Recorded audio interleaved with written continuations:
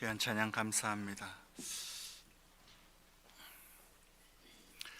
에스겔 선지자의 마음은 어땠을까요? 그의 삶에 생각지도 못한 너무도 슬프고 고통스러운 일, 사랑하는 아내를 잃어버리는 갑작스러운 일을 당했을 때에 에스겔은 하나님께 섭섭한 마음과 함께 하나님께서 왜 꼭 그렇게까지라는 질문과 함께 혼란스러운 갈등이 있지 않았을까요? 궁금증이 생깁니다. 주님의 부르심에 순종해서 섬겼고 하나님의 말씀과 명령에 신실하게 선포하면서 주님께 사랑과 충성, 헌신과 섬김을 드렸는데 하나님께서 에스겔의 아내를 데려가시는 선택을 왜 하신 것일까요? 왜 하셔야만 했을까요? 더구나 하나님께서는 에스겔에게 아내를 위하여서 공개적인 애곡의 장례식조차도 금하시는 명령을 주셨습니다. 탄식도 눈물도 상복을 입는 것도 애통하는 것도 금하시고 제사 음식도 없이 에스겔은 아내를 잃은 그 슬픔과 괴로움을 소리 없이 삼키면서 혼자 속으로 흐느껴 울 수밖에 없었습니다. 에스겔은 어떻게 하나님의 이 명령을 따를 수 있었을까요? 에스겔이 자기 아내에 대해서 별로 애정이 없었기 때문이었을까요? 무정하고 무심한 사람이었기 때문에 아내가 죽어도 별로 그렇게 큰 타격을 받지 않았기 때문이었을까요?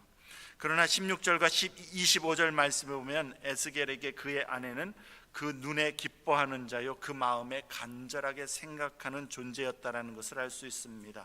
에스겔의 삶에 가장 귀하고 소중한 사람이었는데 하나님께서 에스겔에게서 거두어 가셨습니다. 그것도 한 번 쳐서 빼앗았다라고 말씀합니다. 너무도 갑작스러운 죽음이었다라는 것을 알 수 있습니다. 18절에 아침에 멀쩡했는데 그날 저녁에 데려가신 것입니다. 적어도 두 가지 근본적인 질문이 제 안에 생깁니다. 왜 하나님께서 그리하셔야 했는가? 그리고 에스겔은 어떻게 그 상황 속에서도 하나님께 여전히 헌신과 충성을 드릴 수 있었는가?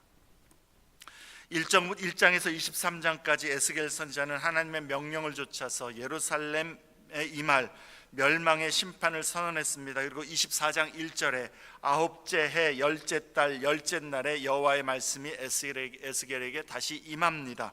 우리의 계산으로 하면 주전 587년 1월 15일로 바벨론의 느부갓네살 왕이 마침내 예루살렘을 포위하기 시작한 날입니다.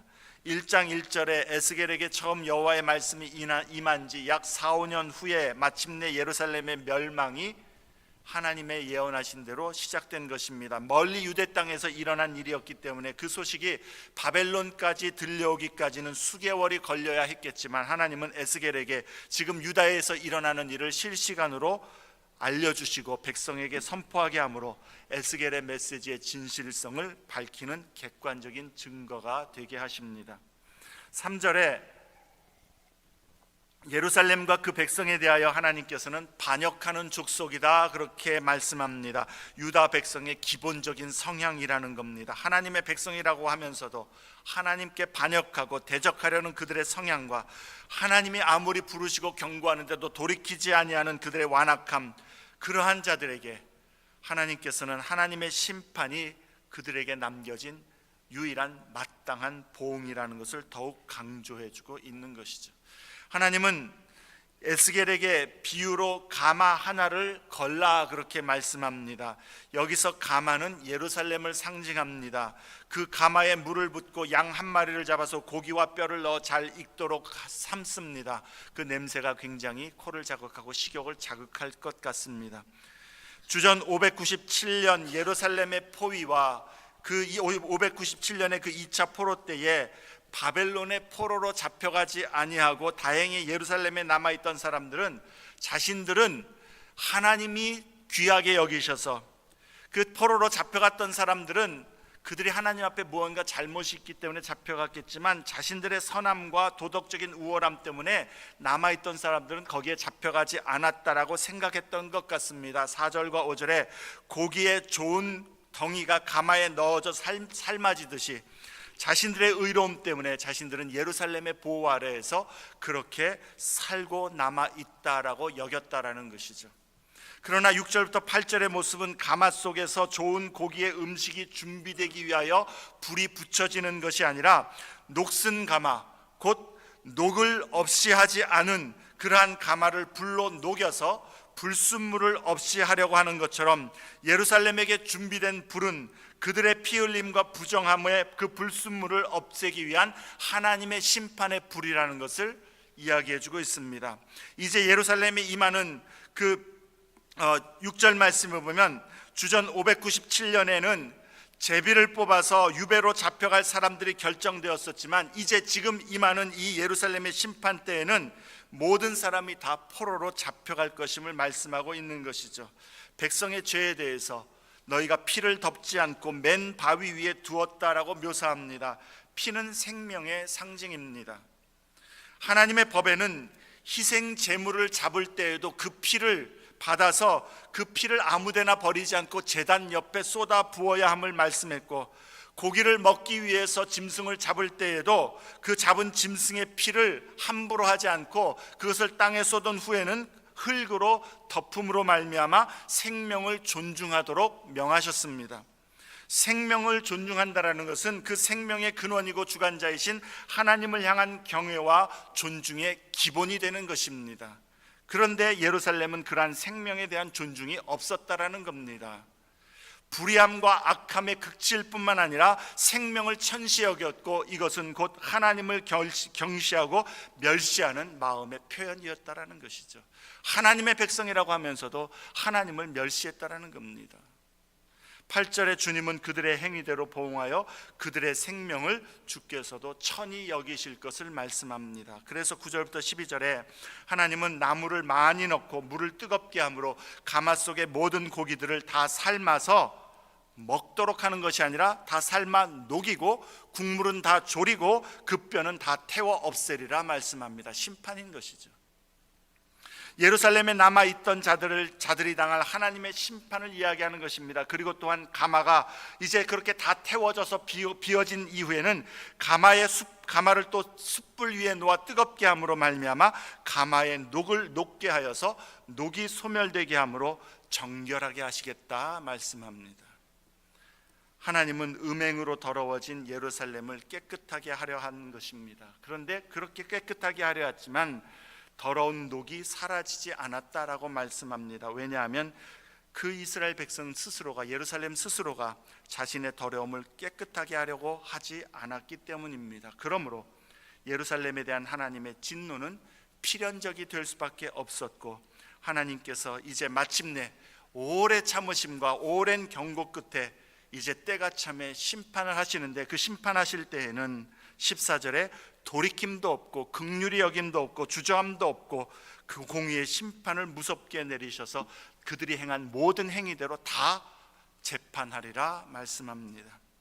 그리고 이러한 심판, 성경과 역사 가운데에 이루어진 하나님의 그 여러 심판들은 장차 하나님께서 공의로 세상과 죄악 그리고 죄인을 심판하실 최후의 심판의 날에 대한 그림자이고 예표라는 것을 우리는 깨달아야만 하는 것이죠. 그날에 이루어질 심판은 모든 사람이 받아야 할 심판이고 아무도 피할 수가 없고 우리의 행위와 삶의 그 어느 것 하나라도 그 앞에서 숨겨질 수 있는 것이 없이 다 드러나게 될 것입니다. 무엇보다도 그 심판의 날이 무서운 것은 하나님께서 공의로 우리를 심판하실 때에 우리를 향하여서 이제 더 이상 돌이킴도 긍휼하심도 주저함도 없이 최후의 판결이 될 것이요, 더 이상 용서도 더 이상 다른 기회도 없을 것이라는 것이죠. 오직 무서운 주의 진노만이 남아있고 그 진노는 영원히 꺼지지 않는 지옥 형벌 가운데에 던져져서 영원한 절망과 괴로움 가운데에 처하는 것, 그것이 하나님의 무서운 심판이라는 것입니다. 이 무서운 하나님의 진노를 아는 사람은 그 두려운 절망과 그 고통에서 우리를 건지기 위해서 독생자 예수를 보내셔서 우리를 구원하신 그 하나님의 은혜가 얼마나 크고 놀라운지를 깨닫게 될 것이요, 그 구원의 은혜를 아는 자는 진실로 예수보다 더 귀함이 없다라는 고백을 할 수밖에 없는 것이죠.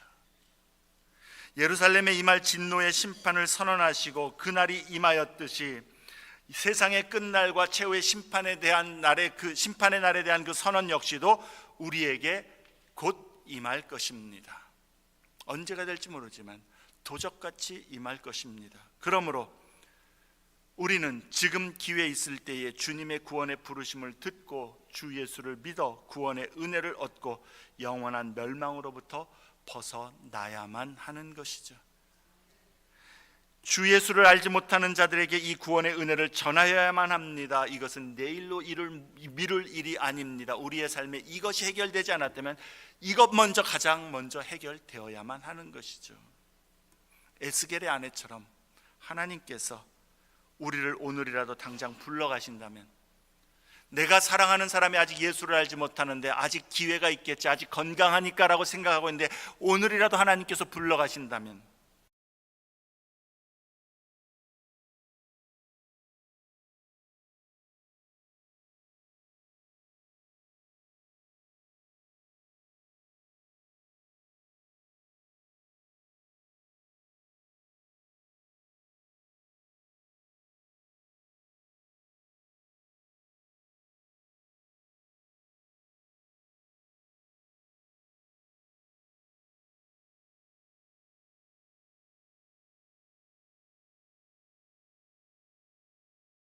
고 개인적인 예언의 상징 행위를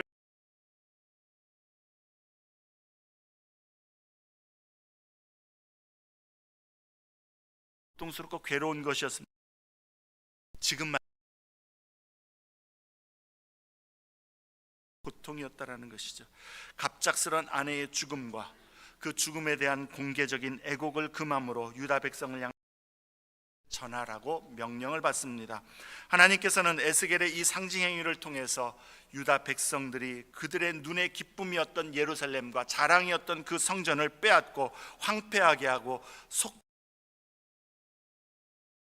그들이 보게 될 것을 말씀합니다. 그리고 22절 23절에 그들에게 당한 이 일의 그 충격과 상실감이 너무나도 커서 그 가운데에 아무것도 할 수 없을 뿐만 아니라 너무 큰 슬픔으로 인하여서 울음소리조차도 내지 못하면서 기가 막혀야 할 그러한 상황을 그들이 맞을 것이다 선언하는 것이죠.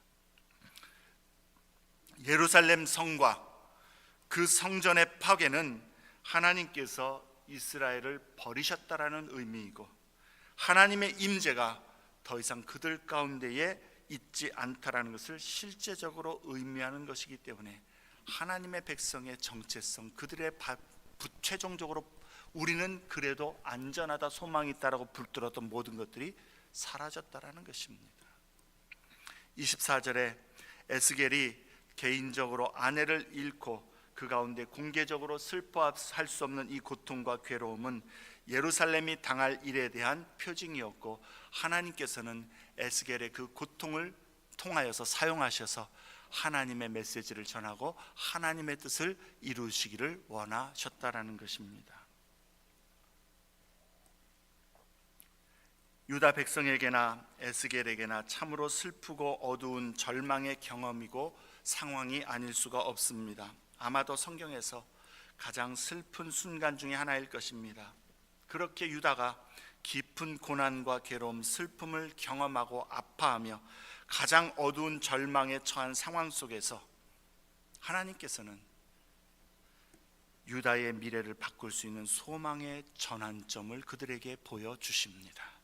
27절에 여호와께서는 에스겔에게 그날에 예루살렘이 이렇게 포위되고 멸망당해서 파괴되었다라고 그 소식을 듣게 되는 그날에 네 입이 열려서 도피한 자에게 말하고 다시는 잠잠하지 아니하리라, 그렇게 약속합니다.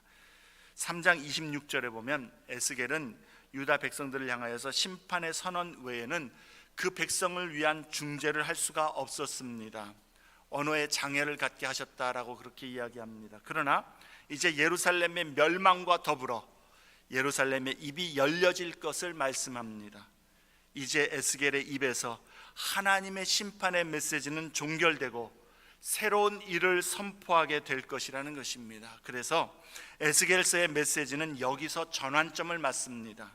25장부터 32장에서는 이스라엘의 대적들인 주변 열방 나라들에 대한 심판의 메시지를 기록하고 33장에서 이제 에스겔의 입이 열리게 되고 34장부터 마지막 48장에서는 하나님께서 하나님의 백성에게 주시는 하나님의 영광스러운 회복과 장래의 소망에 관한 메시지를 전하게 하십니다.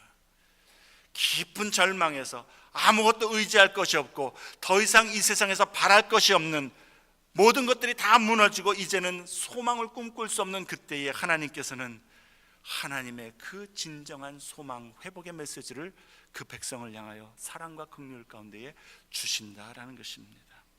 그러므로 에스겔의 이 메시지는 당시 유다 백성에게나 오늘 믿는 우리에게나 동일한 영적 진리와 도전을 줍니다. 이 세상을 심판하시는 최후의 심판이 있을 것인데 이제 우리는 무엇에 소망을 두고 살 것인가 하는 문제입니다. 우리의 장래의 진정한 소망을 어디에 둘 것인가 하는 것입니다. 아직 심판의 날이 오지 않았다고 해서 하나님을 경시하거나 배반하거나 내 뜻대로 내가 나의 삶의 주인이 되어 산다면 그 사람의 삶에 대한 최종 선언은 24장의 심판의 메시지로 끝날 수밖에 없을 것입니다. 그것밖에는 더 이상 기대할 것이 없을 것입니다. 그러나 하나님의 최후의 심판의 경고를 듣고서 자신의 삶을 하나님 앞에 돌아보며 하나님께 돌아서고 하나님을 의지하고 하나님께 그 삶을 헌신하여 순종하는 삶으로 주를 따르는 자에게 대한 하나님의 최종 선언은 지금은 무너졌다 할지라도 지금은 절망이라 할지라도 하나님의 예비하시고 이루시는 새 예루살렘의 소망과 승리를 누리게 하실 것입니다. 지금 우리의 삶은 그러면 어디를 향하고 있습니까? 무엇에 소망을 두고 있습니까? 하나님께 배반하는 족속이 아닌 하나님의 백성이 되어야 합니다. 그리고 유다 백성처럼 겉으로는 하나님의 백성이나 우리의 모양을 볼 때는 그리스도인인 것 같으나 실제로는 반역하는 족속이 되어 있지는 않은지 정직하고 겸손하게 우리의 모습을 살피고 우리의 신앙을 주님 앞에서 우리는 정직하게 세울 수 있어야 합니다. 우리의 생명의 근원이시고 우리의 삶의 주관자이신 하나님을 인정하고 섬기며 그의 뜻에 순종하여 살아가는 믿음은 세상 무엇보다 귀한 것입니다. 우리는 이 모든 믿음을 소유하는 자가 되어야 하는 것입니다. 자, 이제 설교 초두에 던졌던 질문을 생각해 보십시다. 하나님은 왜 에스겔에게 그러한 고통을 주신 것입니까? 에스겔은 하나님을 그러한 모습 속에서 어떻게 신뢰할 수 있었을까요? 우리는 하나님이 모든 만물의 주관자이심을 인정하고 고백합니다. 그래서 하나님이 우리의 생명과 삶의 주인인 것도 인정합니다. 그러면 하나님이 하나님의 보시기에 좋은 대로 그의 피조물들에게 우리에게 하나님이 원하시는 일들을 행사하실 권력, 권리와 능력이 있으신 분이라는 것을 우리는 인정하게 됩니다. 그런데 이 고백과 인정이 때로는 우리를 더욱 혼란스럽고 괴롭게 하며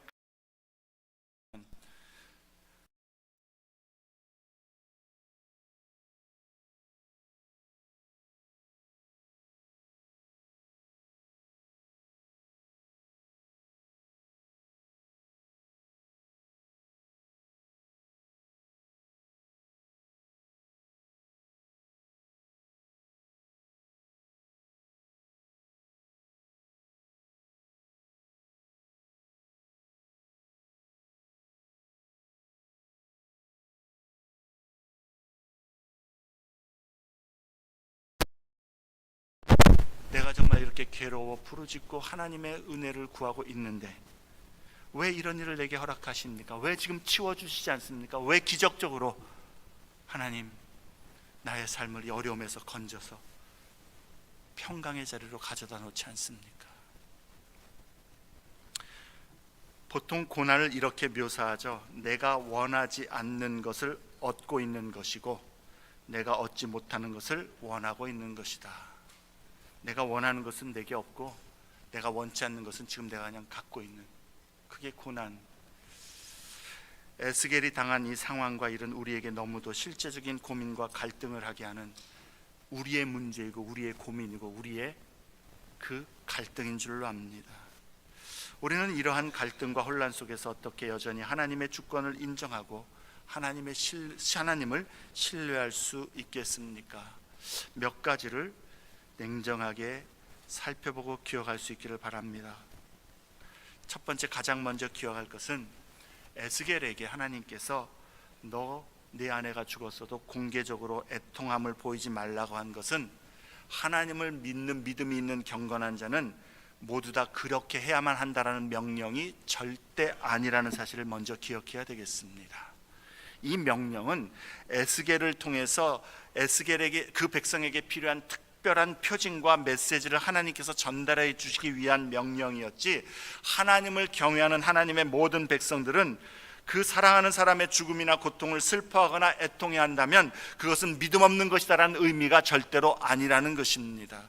그렇게 혹시라도 메시지를 전하거나 가르치는 사람이 있다면 그거 잘못됐다라고 얘기해도 됩니다.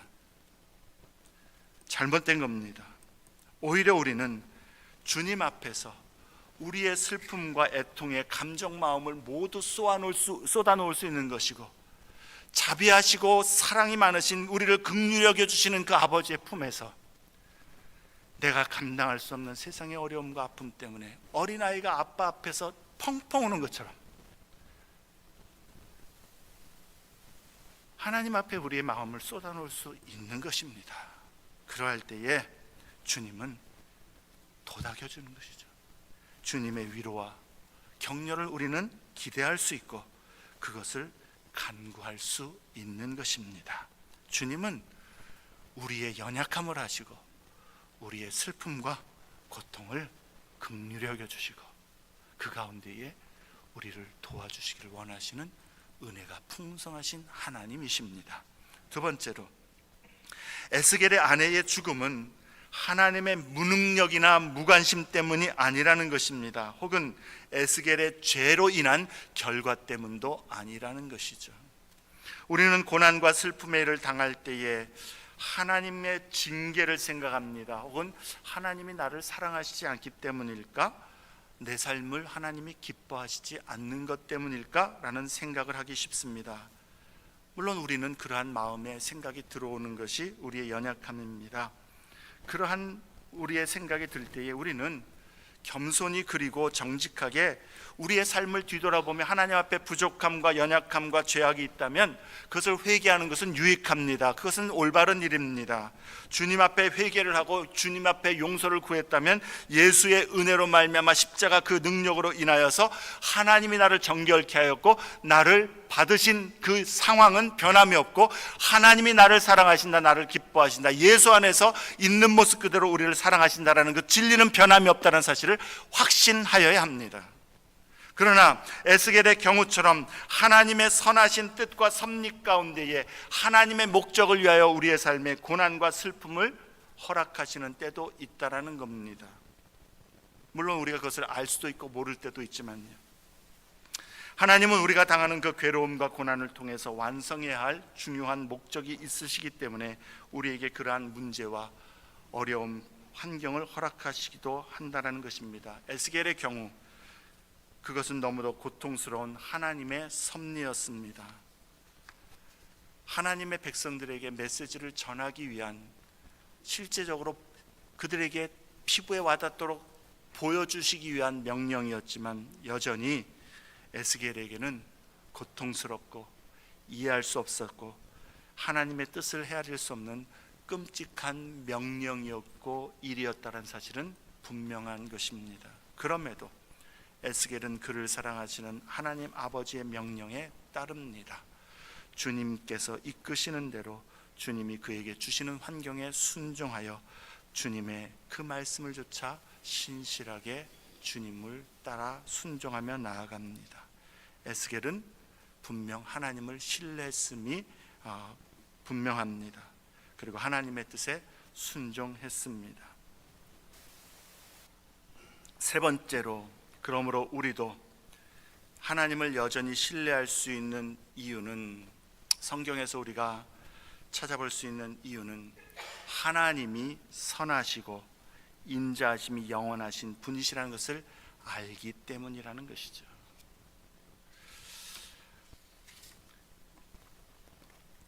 우리가 교동문에서 이야기할 때 하나님의 영원하심, 인자하심이 영원하고 그의 선하심이 영원하다, 감사하다라고 이야기할 때에 하나님은 우리에게 행하시는 모든 일들, 그것이 우리를 향한 하나님의 선하신 목적과 뜻 가운데에 행하시는 것이고, 인자하심, 우리를 향한 변함없는 그 사랑, 그것 때문이라는 것입니다. 하나님께서는 유다가 범한 그 죄악의 심각성과 그들에게 임박한 그 심판이 가져다줄 고난이 얼마나 힘들고 크고 괴롭고 슬픈 현실인가를 보여주기 위해서 에스겔을 사용하셨고, 에스겔의 삶에 큰 고난을 허락하셨습니다. 그리고 그 고난은 유다와 에스겔에게만 해당되는 것이 아니라 그렇게 그 백성들을 향하여 메시지를 주셔서 그 가운데에 그들을 회복하시길 원하시는 유다의 하나님께도 그 고난은 큰 고난이었다라는 것입니다. 고통이었다라는 것입니다. 하나님께서는 이제 자신을 위해서 이 백성에게, 이 선지자에게 감당하라고 요구하시는 그것, 내 사랑하는 아내를 주어서라도 이 백성을 하나님 앞에 바로 세울 수 있다면, 구원할 수 있다면 그 고통을 감당하라고 요구하셨던 그것을 하나님께서는 자기 백성을 위하여서 친히 감당하셨기 때문입니다. 저와 여러분을 위하여서 그의 사랑하는, 그 눈에 기뻐하는, 그 마음에 간절히 사모하는 독생자 예수 그리스도를 우리를 위하여 보내주셨고, 악한 자들과 함께, 죄인과 함께 십자가의 그 극형을 받아 죽게 하심으로 우리를 구원하셨다라는 것입니다. 하나님께서 왜 그런 일을 하셨을까? 왜 그런 선택을 하셨을까? 하나님께서 왜 에스겔에게 그런 선택을 하셨을까 하는 것과 하나님께서 왜 독생자를 보내시는 선택을 하셨을까를 우리가 보게 될 때에, 하나님께서는 독생자를 보낼 의무도 없었고 책임도 없었고 우리는 그렇게 하나님의 은혜를 받을 자격도 없었는데 하나님이 왜 그렇게 하셨는가? 우리를 사랑하시기 때문이라는 겁니다. 우리를 심판의 영원한 진노의 멸망에 내버려 둘 수가 없고 우리를 구원하기를 원하기 때문에 선택하셨다라는 거예요. 에스겔이 당한 그 일, 본인에게는 정말 이해할 수 없고 힘들고 괴로운 일이었지만 이 일을 통해서 하나님께서는 그냥 네가 감당하기가 아니라 하나님께서 감당하실 그것을 에스겔도 감당하도록, 에스겔을 통해서 그 일을 동참하도록 하셨다라는 것이죠.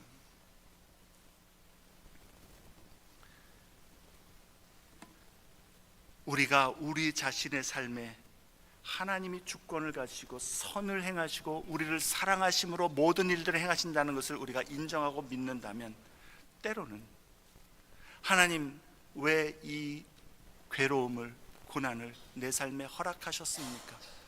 아무리 생각해봐도, 논리적으로 이성적으로 따져봐도 이해할 수 없는 그때에도 우리는 이 상황을 볼 것이 아니라 예수 그리스도를 바라보면서 자기 아들을 내어주기까지 나를 사랑하셔서 구원하시길 원하셔서 그 자기 눈에 기뻐하시는 아들을 버리시고 그 마음에 사모하는, 그 간절히 사모하는 그 아들을 내어주신 그 사랑으로 나를 구원하신 그 주님의 사랑과 선하심을 우리가 기억할 때에 이것이 이해가 되지 아니할지라도 이 하나님의 사랑을 보면서 이것도 하나님의 선하신 뜻이 있음을 나는 믿습니다, 고백할 수 있는 것이죠. 우리의 환경을 볼 것이 아니라, 문제를 볼 것이 아니라 십자가를 보아야 되는 것입니다. 예수를 보아야 되는 것입니다. 그 안에 있는 나를 향한 하나님의 사랑을 보아야 하는 것이요, 나를 향한 하나님의 그 은혜를 볼 수 있어야 하는 것입니다. 네 번째로, 그러므로 우리는 하나님은 내가 이해해야 하고 이해할 뿐이 아니라 신뢰해야 할 뿐임을 우리는 기억해야 합니다. 하나님은 이해할 뿐이 아니라 신뢰할 뿐입니다.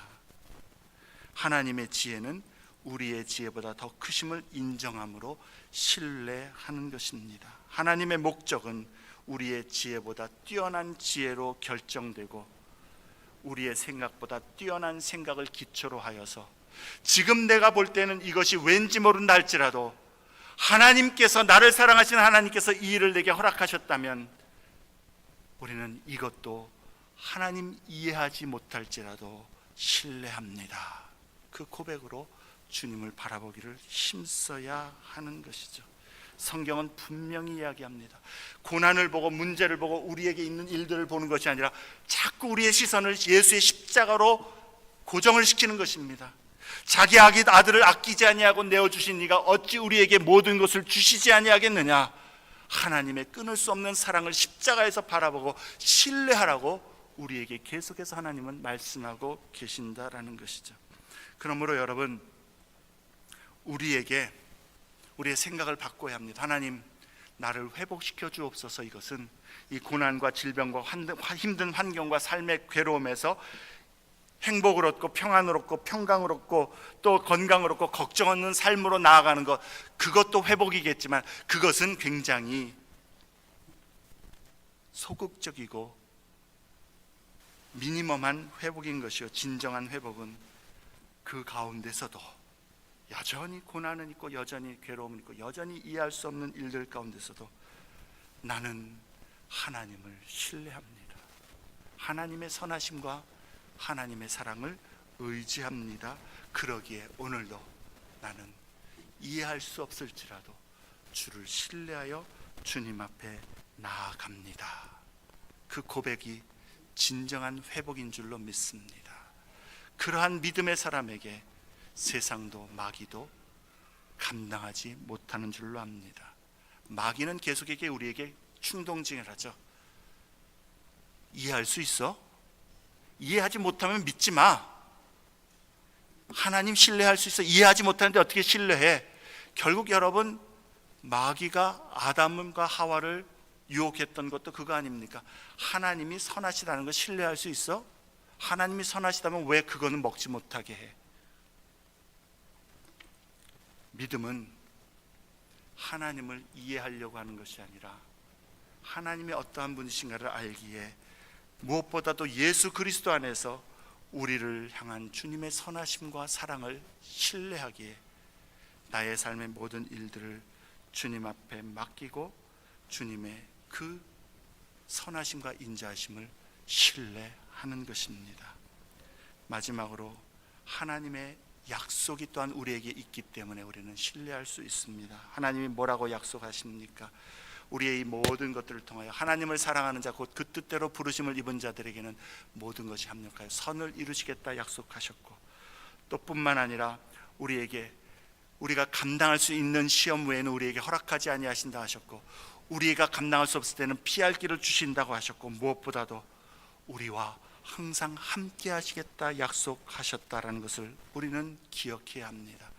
그리고 우리에게 최후의 승리가 있음을 기억해야 되는 것이고, 그리고 지금은 현재에는 이해가 안 되고 모든 것들이 다 우리가 깨달을 수 없는 것이지만 주님이 오시는 그날에, 우리가 주님 앞에 서는 그날에는 이 모든 것들이 이해될 것이고, 이 모든 것들을 통하여서 우리는 하나님의 행하신 일들이 놀랍고 기이하고 완전하고 참으로 나에게 행복합니다라는 그런 고백으로 주를 찬양하게 될 수 있을 줄로 믿습니다.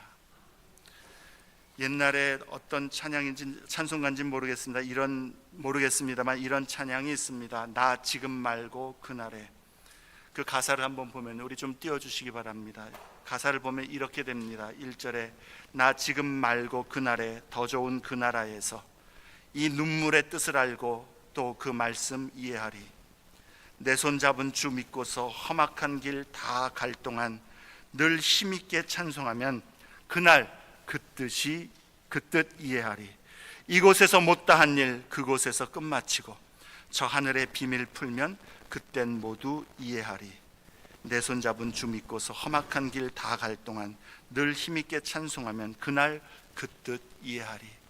이게 하나님을 신뢰하는 자들의 고백인 줄로 압니다. 3절부터 5절을 한번 좀 같이 불러보시면 좋겠습니다. 처음 불러보시겠지만 한번 부르시면 익숙해질 줄로 압니다. 수많은 내 계획 위에 왜 구름이 덮였는지 수많은 내 계획 위에 왜 구름이 덮였는지, 왜 내 노래 그쳤는지,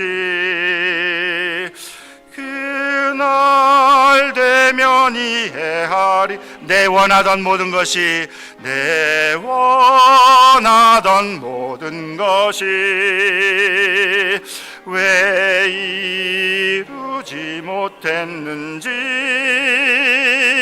왜 내 희망 깨졌는지 높은 데서 이해하리. 내 손잡은 주 믿고서 험악한 길 늘 힘있게 찬송하며 그날 그 뜻 이해하리. 내 주님은 다 하시고 이 죄인을 인도하네. 눈물 없이 주베리니 정녕 이해하게 되리. 내 손잡은 주 믿고서 험악한 길 다 갈 동안 늘 힘있게 찬송하며 그날 그 뜻 이해하리. 잘 모르는 찬송, 막 헤매면서 부르는 게 우리의 삶에 잘 모르는 해결책 가지고 헤매는 것 같습니다.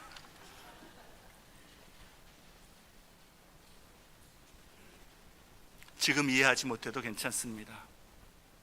지금 내가 이 문제, 이 상황 속에서 해결할 방법을 알지 못해도 괜찮습니다. 막막해도 괜찮습니다. 고난이 깊고 괴로움이 오래되었다 할지라도 주님은 우리를 사랑하시고 지금까지도 그랬던 것처럼 여전히 그 가운데 우리를 붙들어 주시고 주를 의지하는 자에게 동행하시면서 감당할 수 있는 능력도 주시고 그날그날에 필요한 은혜로 채워주시고 피할 길도 주시면서 궁극적으로 우리를 통한 그 일들을 통한 하나님의 선하신 목적을 이루실 뿐만 아니라 주님의 나라에서 최후의 승리로 인하여서 기뻐하며 주를 찬송함과 함께 지금은 주님 왜 그렇습니까? 라고 말할 수밖에 없는 상황 속에서 그때에는 주님, 주께서 그래서 이렇게 하셨군요. 주님의 지혜가 놀랍고 한이 없음을 인하여 찬송합니다. 주님의 길은 완전합니다. 주님의 그 모든 행하심은 참으로 실수가 없습니다라고 고백하게 되는 날이 올 줄로 믿습니다. 말씀을 맺습니다. 공의는 반드시 세워질 것입니다. 하나님의 진노의 날이 우리에게 임할 것입니다.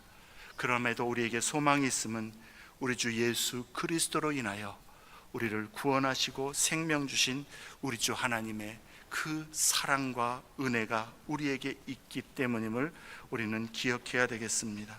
이 소망을 가진 우리는 이 땅을 살아가는 동안에 그 주님의 그 은혜에 부끄러움이 없는 삶을 살기를 힘써야 될 것이요, 더군다나 이 땅을 걸어가는 데 있어서 때로는 하나님께서 우리의 삶을 통해서 주님의 선하신 뜻을 이루시기 위하여 그 지혜로 우리가 이해할 수 없는 그러한 일들을 우리 앞에 놓으실 때에도 우리는 주님을 알기에, 주님의 사랑과 선하심을 신뢰하기에 주의 뜻이 이루어지이다 고백하며 나아갈 수가 있습니다. 루터가 고백했던 것처럼 친척과 명예와 생명을 다 빼앗긴다 해도 그 진리 대신 예수님을 나는 끝까지 붙들고 나아가겠습니다. 이것이 우리의 고백이 되어야 할 줄 압니다. 때로는 하나님께서 우리에게 가장 소중한 것들을 취하여 가시기도 하지만, 그럼에도 그러한 상황에도 순종하며 여전히 주를 신뢰하며 주를 사랑하고 주를 따르는 자를 통하여 하나님은 영광을 나타내시고 그 구원의 놀라운 복음을 우리 주변에 전하게 하실 것이요, 또한 그 슬픔과 고난은 지금 끝나지 않을 것 같을지라도 반드시 끝이 있을 것은, 가장 어두운 시간과 가장 괴로운 시간 가운데에 그리스도께서 죽으셨다가 그 무덤을 깨뜨리고 부활하셨듯이 우리에게는, 하나님의 백성에게는 그날에 승리가 있고 영원한 생명이 있고 하나님의 칭찬과 하나님의 상급이 있기 때문입니다.